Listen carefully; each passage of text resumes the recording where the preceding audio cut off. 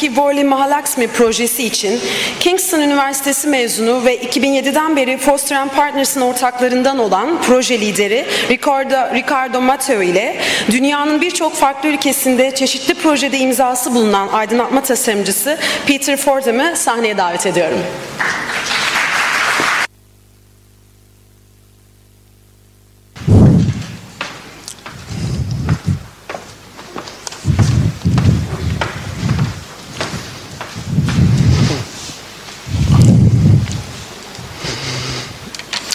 Good evening, ladies and gentlemen.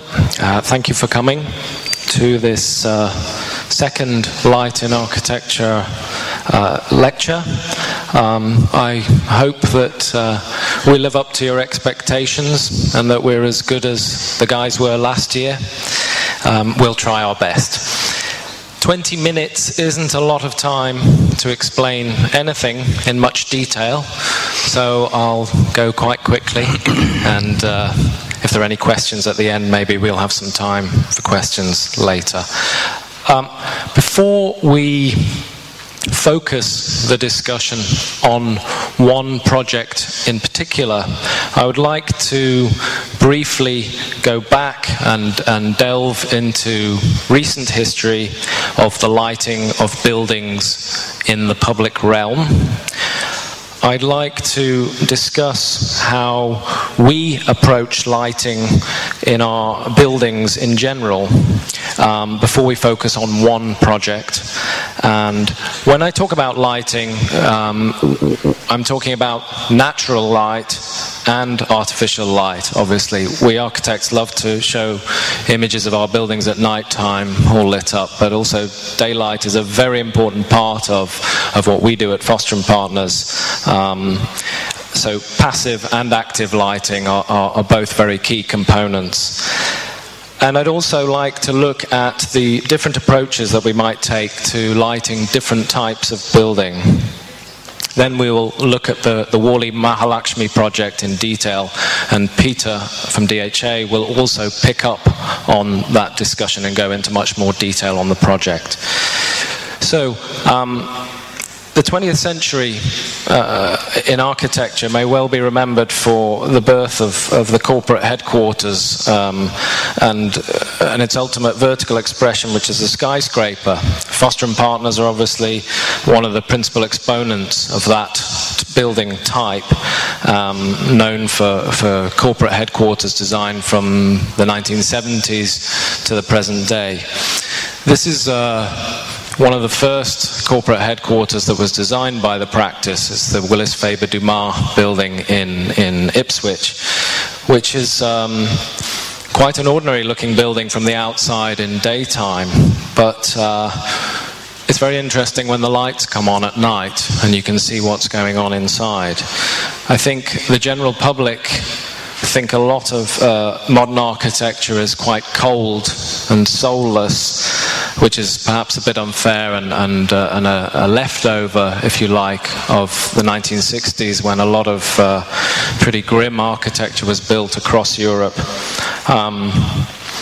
And most recent architecture, perhaps, will also conjure up similar images in the mind of the general public, with a lot of glass and steel. But I think the point I'm trying to make here is, just with some fairly utilitarian lighting, you can create very interesting effects. Fordham Partners' international reputation was founded really with the design of the Hong Kong-Shanghai Bank in Hong Kong. And this was a very early sketch by Norman Foster of one of the key elements of this building. It's a very deep plan office building with an atrium inside, which was quite innovative for that time. And it also has a light scoop on the outside of the building to bounce sunlight into the heart of this very deep plan. And here you see the atrium, obviously in daytime, with a lot of office accommodation on either side of the atrium, but with plentiful daylight in that space brought in through the use of this light scoop. And back in the 1980s, when this building came up from New York to London to Hong Kong, it was quite vogue, quite in fashion to illuminate buildings all night long with giant searchlights. It was the ultimate expression of corporate success, if you like, to build a large iconic headquarters building and bathe it in light, perhaps not paying too much attention to the historic neighbours. I think this is perhaps a better example than some of the buildings of that era, but I think certainly we've moved on since then. This is a more recent building that was completed in Spain, in Madrid in Spain, not so long ago, and obviously we had fairly ambitious plans for lighting this building in the inception, and that slowly became a bit more toned down in this post-financial crisis world. We tend to think a lot more carefully about what we're doing with light. We're trying not to throw it up into the night sky, but actually to illuminate specific areas of the building. So this is the reception, obviously, where it is important to have a certain amount of light to draw people into the building.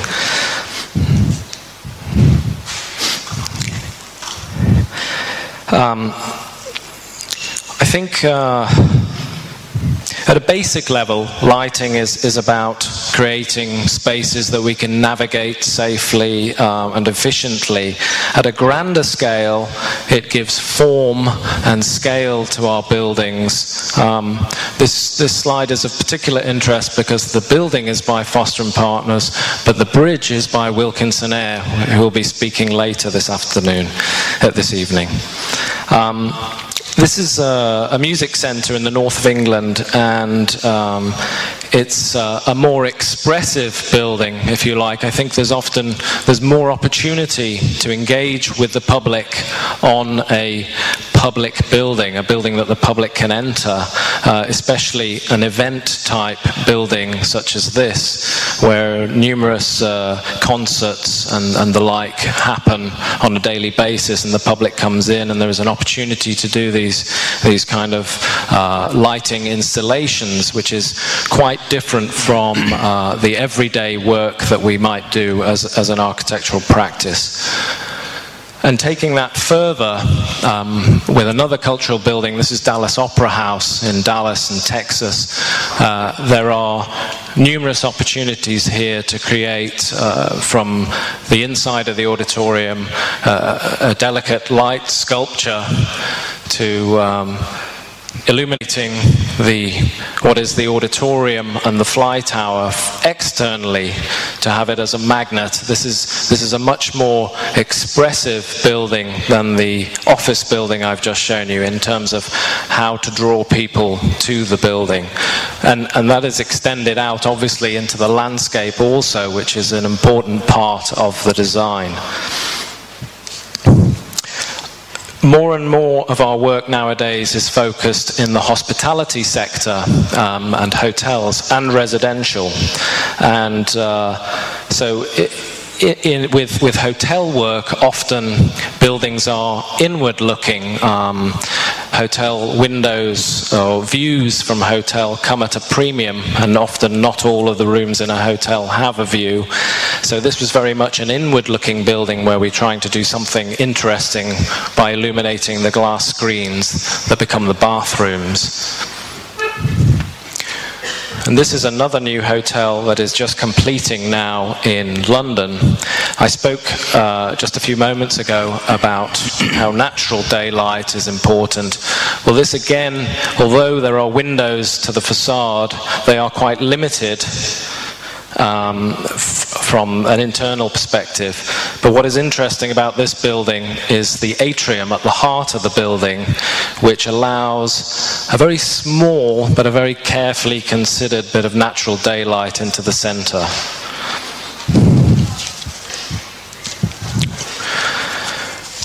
This is a building of a much different scale. It's a single-family home in Japan, and here we see a kind of intimacy in terms of lighting that you don't really get on the larger corporate buildings.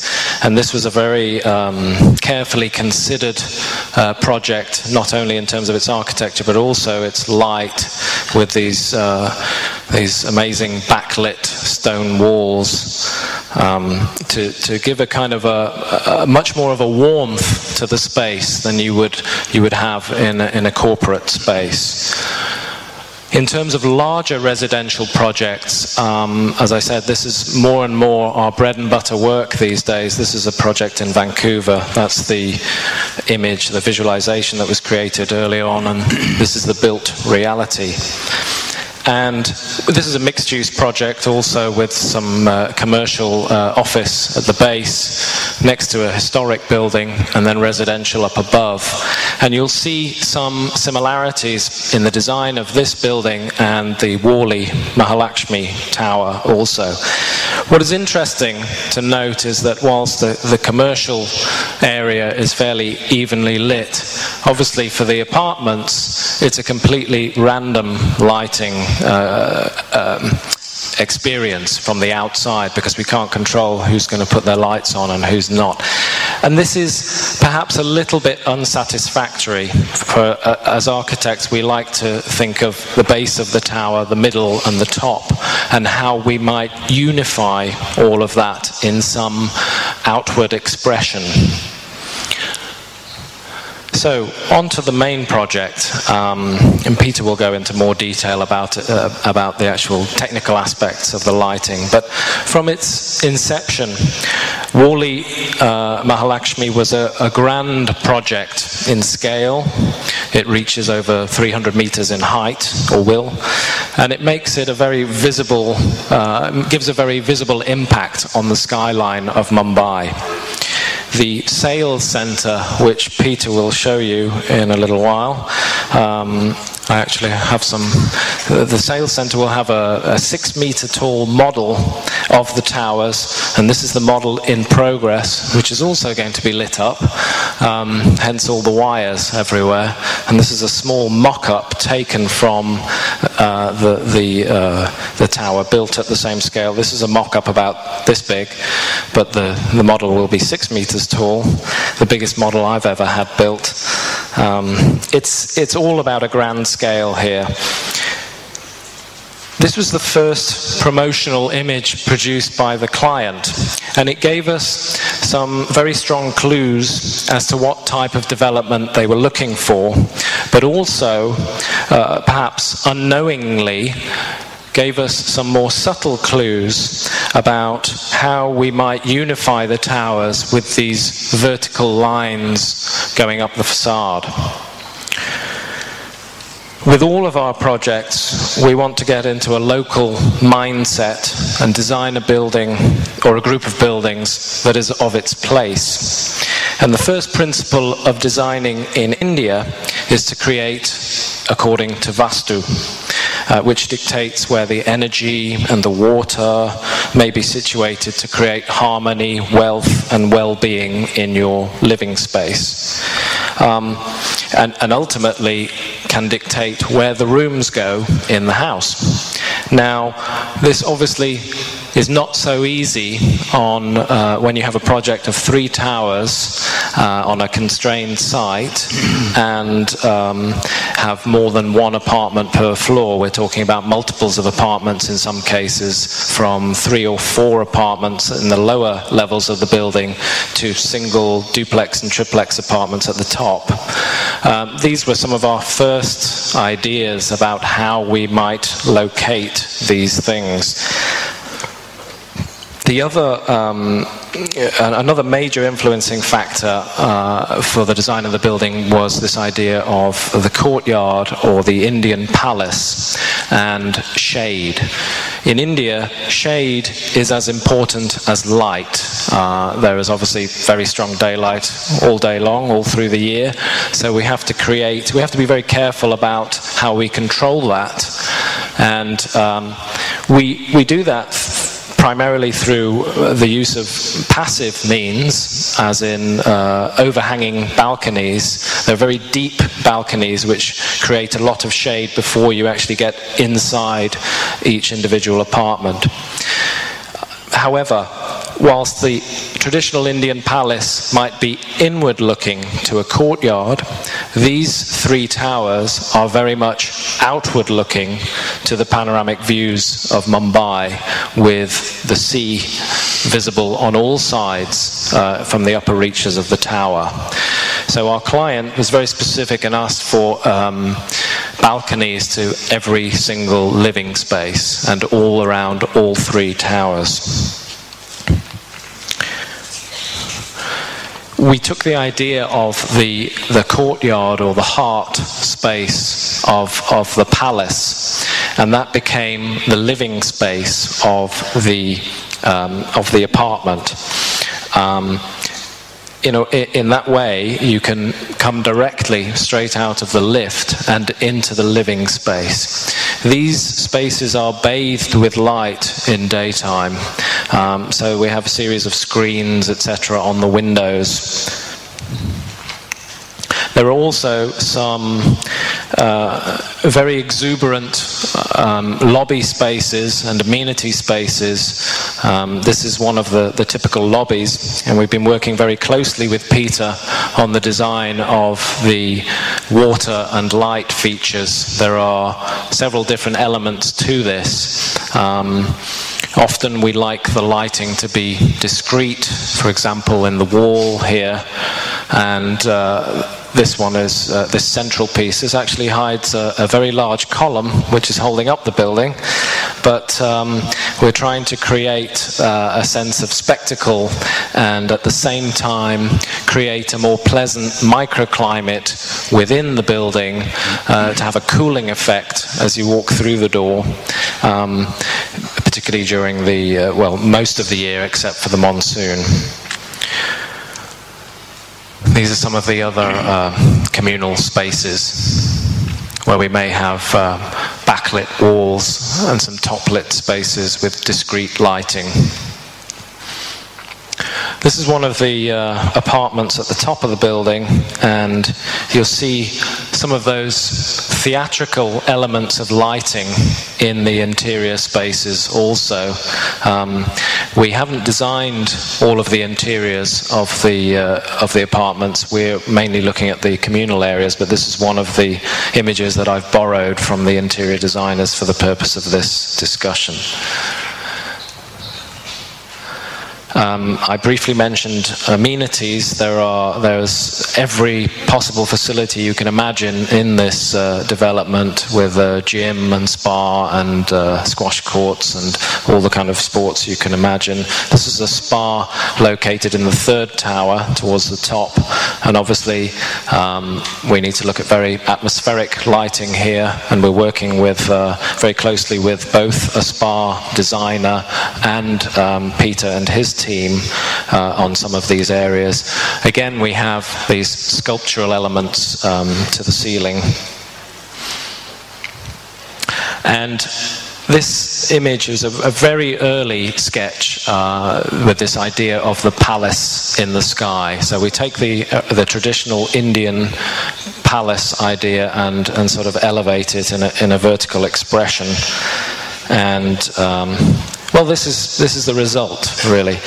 What I mentioned earlier when I showed the other high-rise residential project in Vancouver, we spoke about the random nature of the lighting, and what we've been working at very hard with Peter is to try and unify those different elements of the tower. The tower sits on a 20-story podium of car parking, which Peter will go into in a little while. So there's this idea that perhaps we will have these vertical elements carrying up the full height of the tower, and then these halos of light or discs around the penthouses and the facilities at the top. So, working very closely with our lighting designers, we like to take a holistic approach to the entire building, looking at the grand scale as well as the detail of individual lobbies, apartments, the landscape, the pools, etc., to try and create a sense of grandeur whilst avoiding the Christmas tree effect, if you like. I'm conscious of time and my time slot, so I think now would probably be a good time to hand over to Peter, who will go into quite a lot more detail about the project. Okay.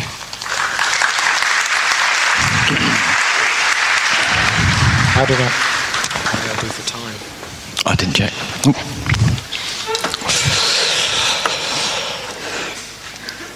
Good evening.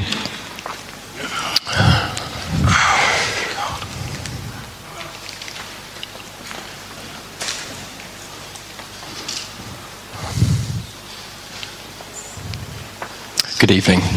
I'm guessing that the majority of you here are probably more familiar with the work of Fordham Partners than DHA Designs. I'll try and change that a little bit in the next 20 minutes. My name is Peter Fordham, Director at DHA Designs, an independent lighting consultancy based in London.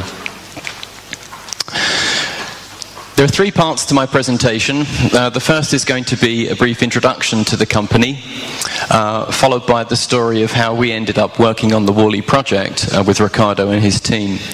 We start with the sales centre, followed by the main project itself. When I first met Ricardo a year ago, he said to me, "Show me what you've got. Tell me about the projects that you've worked on in the past." And sort of naively, I said, "Well, we've got a mixture of mixed use, some interior projects, some museums, and some resorts and hotels." And a few hours later, he typed an email back to me saying, "Hotels, well, you guys lit the Bellagio Hotel in Las Vegas, which was one of our most well-known exterior lighting projects over the last 15 years. For us, the Bellagio was our third project in Vegas. This was completed in 1998. This followed the erupting volcano outside the Mirage Hotel and also the Buccaneer Bay pirate show outside the Treasure Island Hotel. So we're beginning to get quite a good relationship with our clients in Las Vegas. Now, in 1998, technology was quite different to that of today. But what we were doing was taking theatrical lighting styles and applying them to architecture. Now, the DH in DHA are the initials of the founder of the company, David Hersey. David has his background in theatrical lighting. In fact, in the 1980s, some of his shows you will have heard of include Cats, Starlight Express, Les Mis. Towards the end of the 1980s, David was then being asked to apply his theatrical lighting techniques to more, in the realm of architecture, which is how we end up working on these projects in Las Vegas. Our scope also includes the architectural lighting of the Italian village around the lake, as I hear, all of which had to be coordinated with a magnificent fountain show. Now, following on from the Bellagio, again with the same developer, Steve Wynn, we moved to the other side of the world, to Macau, where we spent 6 years working with them on the three phases of their development of the Wynn Macau casinos. The image on the left is the first phase. Image on the right was completed in just last year, the third phase. But at this stage, our scope of work was beginning to change. We were also not just looking at the exterior lighting of these projects, but also now the interior. We worked very closely with an American-based interior designer, Hirsch Bedner Associates, to light all of the gaming areas, for example, the food and beverage outlets, even the guest suites and the Sky casinos. But we developed a relationship there that we stuck and maintained with after many years, and it's through that interior designer that we were introduced to the client in Mumbai, and ultimately how we began to work on the project for Worli. So aside from the resorts, cultural buildings, our portfolio includes, this is the House of Musical Arts in Oman that was completed earlier this year. I particularly like this example. showing the layered approach to the facade lighting. You can see at ground level a soft wash onto the facade using in-ground uplights. As the facade steps back, we have a second layer of light, like tears on a cake. It's a very soft approach and very warm and very inviting. Our portfolio also includes interior work such as restaurants. This is the restaurant at the Royal Academy of Arts in London, completed a few years ago and a winner of a lighting design prize. The architect introduced a series of elliptical discs for acoustic properties, which from a lighting designer gave us a great opportunity to introduce lighting, cove lighting in different colors to create a daytime view and a nighttime appearance for cocktails or special occasions. And then lastly, our reputation in the UK, we're very well known for our work in museums and conservation, yet still we can maintain, even with the confines of a wall-mounted display case, we can still create contrast and visual interest. We have 1,700 objects on display in this gallery. This is the jewellery gallery at the Victoria and Albert Museum, designed by Eva Jurichner Architects. So we move on to the Worli project, and as I mentioned, our first introduction was through the sales centre. We had, over the last 10 years, worked on a number of marketing suites for different developers, property developers around the world. One I'm going to show you before we go into the actual Worli project. This is a show suite or centre of excellence for Lucent Technologies, completed in 2002. This is their European headquarters. Now, the ground floor entrance is quite corporate. The lighting has the ability to change colour during the time of day. So in the morning we use cool hues concealed in the ceiling coves and around the tops of the columns. We were using 3 colours of cold cathode concealed in these coves. But as the day progressed, the quality of the natural light that was falling through the external glazing changed, and so the artificial lighting could change as well, going to a warmer hue. But that's all very well on the corporate level, but the presentation suite down in the basement was rather different. You arrive at this suite in the basement of this building and you see in front of you a flattened sphere. The sphere is, can you remove that? The sphere consists of perforated aluminium panels which you can treat with light to work as a theatrical gauze. Depending where you place the light, you can make that mesh material look solid or partially transparent. Once you've arrived into this space, the walls of this flattened sphere open like segments of an orange. You walk into the space. The lighting is coming up from the floor beneath you. Around the perimeter of the perforated mesh, you see these screens. They're right up against the perforated material, so that from the inside you can view this audio-visual experience. The door then closes, the floor revolves, segments open, and you see an audio-visual show about the client's latest product. But at the end of the show, a table can rise up from the floor, and the space can then be used as in a presentation mode. So it's a completely multifunctional presentation space, using lighting techniques that we've taken from the theatre, essentially. But what's interesting about this space is that it's a totally controlled artificial environment. Moving on to Mumbai now. The sales centre. Well, the site map indicates the position of the project here. The yellow is the sales centre building. It's about 90 metres long. The 3 towers sitting on the podium are shown here. And here's a satellite aerial view. It's an unusual looking building for a sales centre, so there were some challenges. We begin with a simple elevation. So you enter the sales centre here in this triple height space. It's 13 metres up to the roof. And then the long facade here is 8.5 metres. The section on the left-hand side indicates the model that Ricardo spoke about. This model really is huge. The entrance wall is a glass curtain wall. and you walk into the space, and you see the model. The original designs also indicated a skylight at the top to introduce some natural light. In plan, the landscape designer introduced this avenue that you come along here, and you enter into the sales center and this space. So this is the triple height space. This is the model, and you can walk around on this mezzanine area here before you can continue through some semi-private meeting spaces down towards the show flat. The show flat is a 5-bedroom apartment. This is a section of a typical floor plan on one of the residential towers. It sits on a pool of water in the sales pavilion that extends underneath the curtain wall cladding to the outside.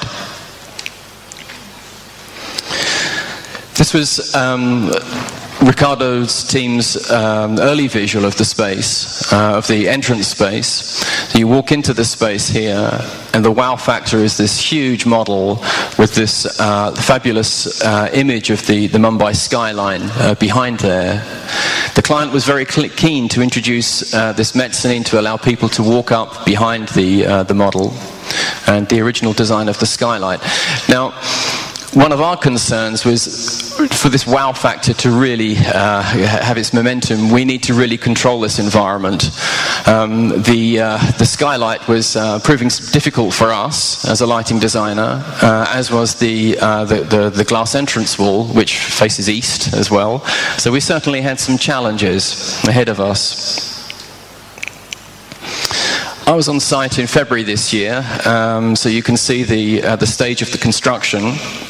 The image on the left indicates the lower corridor space. This is the main entrance area. And turning the other way, this is the area where the show flat is going to be built. The image on the left here is where the huge model is going to sit, with this curved wall in the background. And then if you turn to the right, here, this is the avenue that you walk down towards the show flat. So, when it came to presenting our concepts, this was our daytime view. You can see we had persuaded Ricardo that we can block up the skylight here so we can create a much more artificial space that we can control more easily, limiting the amount of daylight in this space, introducing sheer drapes on the glass curtain wall as well. The model is also, as Ricardo said, internally lit, so the visitor can, by using an iPad or tablet, select a lighting scene which will reveal their particular flat, for example. But the image on the back wall here is the wow factor too. It's a backdrop against the model, and our lighting wants to really play this to its maximum capacity. So what we were introducing was around this perimeter cove, around here in this ceiling area, a high output linear RGB source, so that we can control. In the upper part of the ceiling here, this is where we have a number of AV projectors projecting onto this curved wall, and also some color changing floodlights as well. So we can create this transition through light from a daytime to a nighttime image. So from sunset coming into the sort of twilight night sky. And then we have this final transition, you can see, controlling the environment here to the nighttime image. If we're moving on to the main project then, the last part of my presentation, our scope now includes the exterior lighting of the project, the landscape lighting, and the front of house interior lighting of the public spaces, the amenity floors. So where do we start with the exterior lighting on a building of this size? It really is going to become iconic on the Mumbai skyline.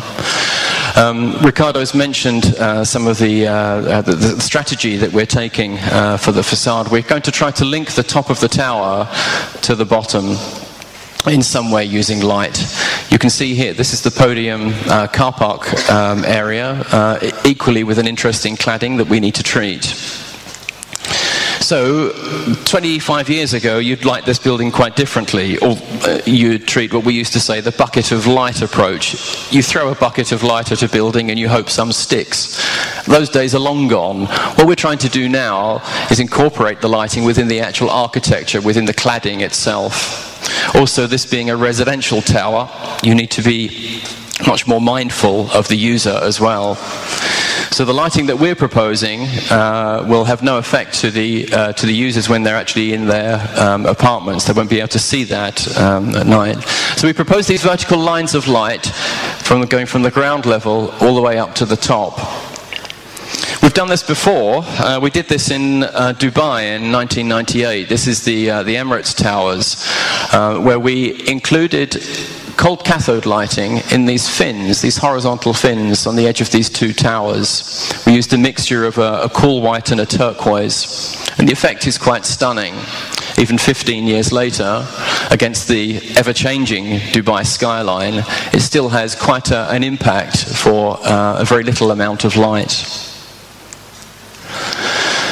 On a European scale, there are two projects that we use as examples. The project on the right is a residential tower project in London, where we have a vertical line of light wrapping around the top of the tower. This was lit by Morris Brill Lighting Design a few years ago, and a corporate headquarters on the left in Frankfurt with a single line. And in plan form, these are where the locations of the vertical lines of light on each of the three towers. This is the technology. The product here I particularly like. It's made by a company called Insta from Germany. It has a very robust stainless steel housing and a very good diffuser across the front. The stainless steel housing is ideal here. The LED unit itself is almost quite independent from daytime thermal expansion that could affect the luminaire directly. Now at the top, for the amenity floors, this sort of stacked architecture here, we would like to continue our line of light by just accentuating the shape, the top and bottom. It's like a sandwich almost that we're creating here using light. The same fixture can be used in a faceted form to work its way around the curves. And you can see here, so it's just the top and the bottom here creating this visual strong line of a white light. In plan form, the extent. And then we go down to the bottom, the car park itself, where we want to consider also how the building is perceived at a more human scale as you're driving through towards this building. The appearance of the building at the top with the rings and the vertical lines of light is going to be seen from quite a distance, but we've also got to consider the appearance as you get closer to the building. The cladding that we have to work with has a bullnose detail at every level, interspersed with darker aluminium louvers. We're proposing to conceal small sources in the tops of each of the bullnose to light the underside of the bullnose above. Now with LED technology and the quality of the lenses, we can use a 10 by 60 degree lens on a very small luminaire to get a very wide and narrow fan of light that can achieve this. As the extent of the proposal for the car park cladding, shown in yellow, potentially to be extended around to the two sides. So taking all of this together, we've come up with a few renders. Where you can see we've suggested introducing a change of color temperature, which of course we can easily achieve now with the LED sources. So this is a change from a cool white light around the base of the podium, going to a much warmer hue, almost as warm as 2700 Kelvin, which complements the interior amenity spaces. As Ricardo had mentioned, we can do nothing about controlling the internal lighting of these the residents themselves in terms of their lounges, etc. But we can make quite a strong identity of the building by introducing these vertical lines of light.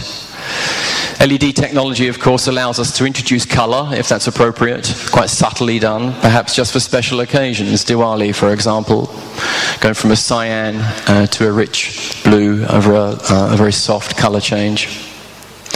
Our scope includes the landscape lighting on the podium. We've suggested some ideas for illuminating the pool areas and the seating areas. This is a landscaped area that's shared between the 3 residential towers. We've suggested an edge lighting treatment around the edge of the pools. That would allow us to do something quite interesting on the base of the pools, either through projection or through small fibre optic points of light, creating a geometric pattern in the base of the pool, which can be seen from above in the upper towers.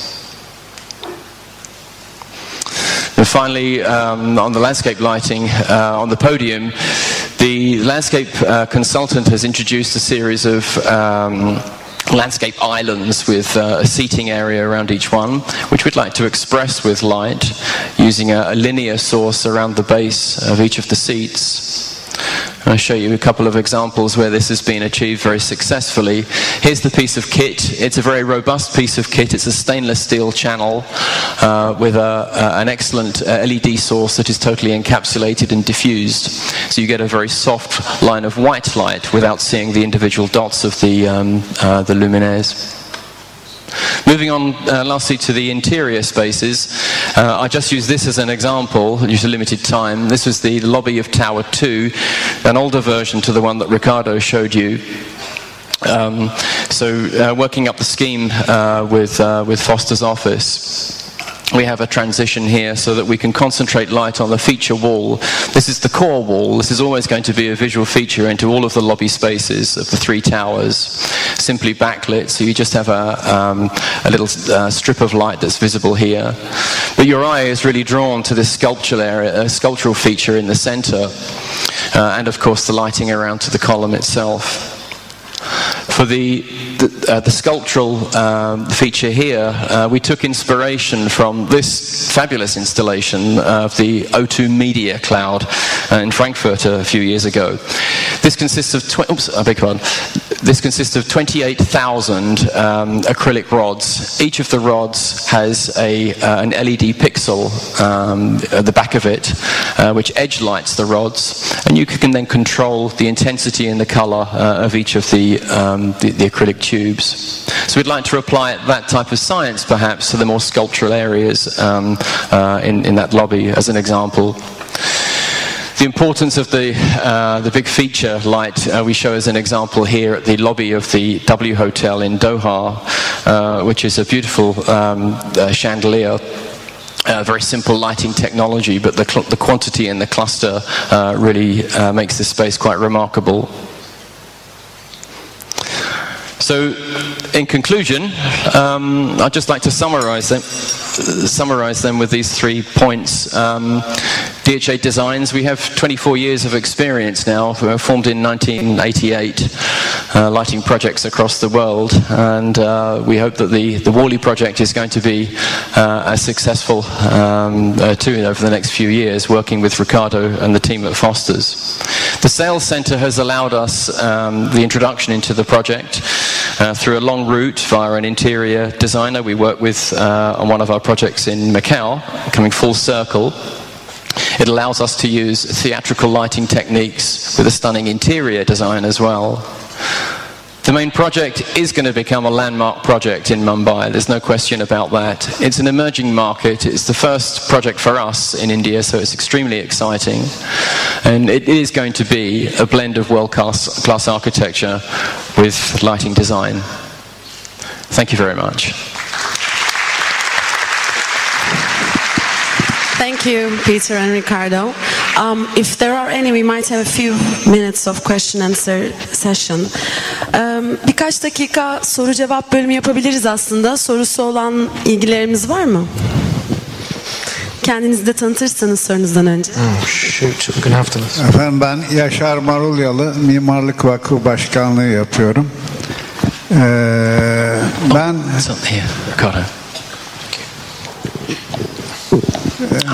mimar kardeşimizi ve aydınlatma tasarımcısı arkadaşımızı takdir ediyorum ve kutluyorum. Çünkü çok güzel sunumlar yaptılar ve beraber çalışmalarının gayet güzel ürünlerini bize takdim ettiler. Gerçekten bir mimari şölen yaşadık diyebilirim bu akşam için. Uzun süredir beraber çalışan arkadaşlarımız, şu soruyu yöneltmek istiyorum ben. Mimari tasarım ve aydınlatma tasarımı muhakkak paralel çalışmalarınız olmuştur. Hangi noktadan itibaren bu çalışmaları beraberce yürüttünüz? Tecrübelerinize dayanarak en faydalı sonuçların, en etkili sonuçların elde edilmesinde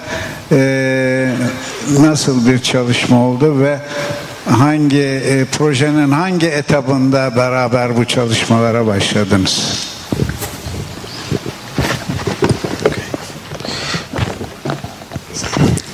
Did you get that? Yes, I did. Thank you very much for your question. For us at Fordham Partners, the collaborative process is always very important with our engineers, our environmental engineers, our structural engineers, environmental engineers, our MEP guys, and of course our lighting designers. And I think the earlier on in the process that we can all get around the table, the better the result, always. Now there is a peculiar habit in India of appointing consultants very late in the project, unfortunately.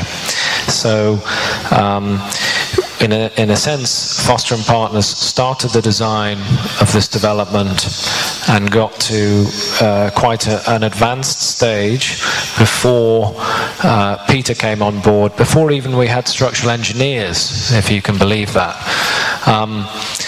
And that poses a certain number of issues for us. It's not the ideal scenario, and we would have wanted it to be another way. However, I think with given the scale of this project and the multiple opportunities for incorporating lighting into the design, there was a lot of opportunity at every stage of the project to bring in that expertise and those ideas at every stage of the project. And of course we're still developing them now, and we will go on developing them as the project starts to rise out of the ground through value engineering exercises and through finalizing what fittings we're actually going to use.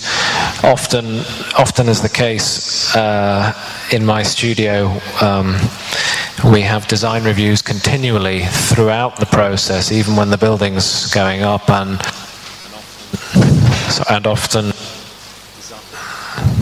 often designs can change at a very late stage.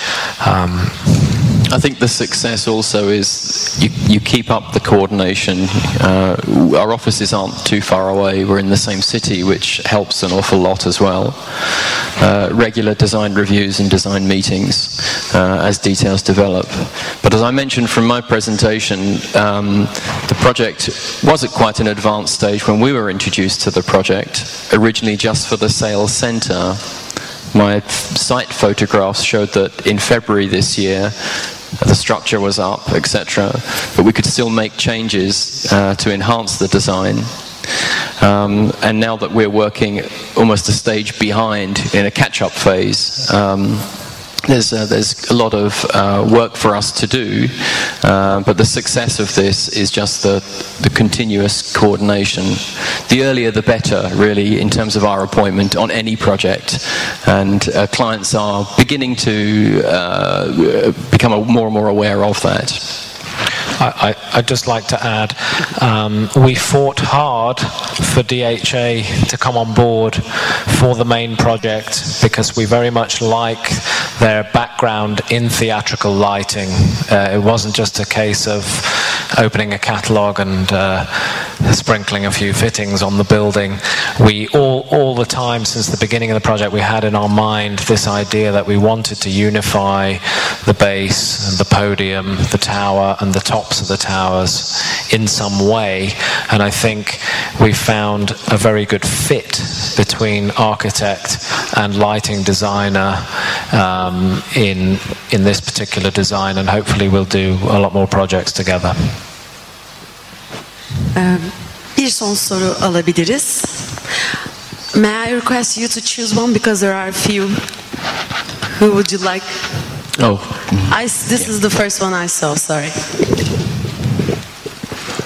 Merhabalar, ben Mateu Güngör, İTÜ Mimarlık Fakültesi Mimar Tasarım'da bilişim öğrencisiyim, yüksek lisans öğrencisi. Size bir soru sormak istiyorum.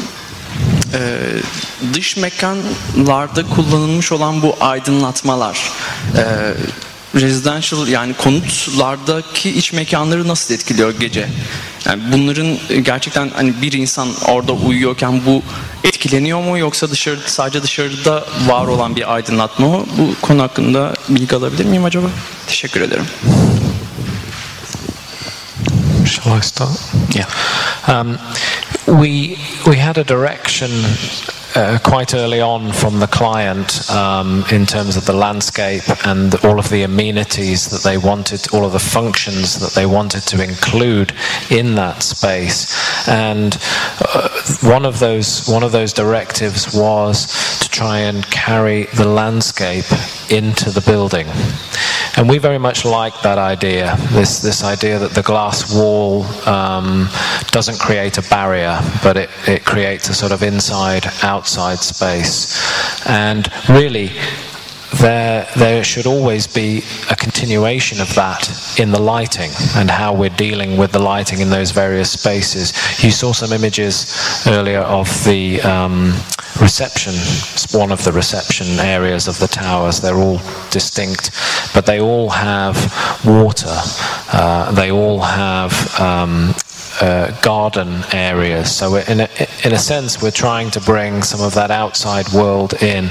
Plants grow incredibly well in India, in Mumbai particularly. It's a very hot, humid environment. And so there are multiple opportunities really to illuminate them.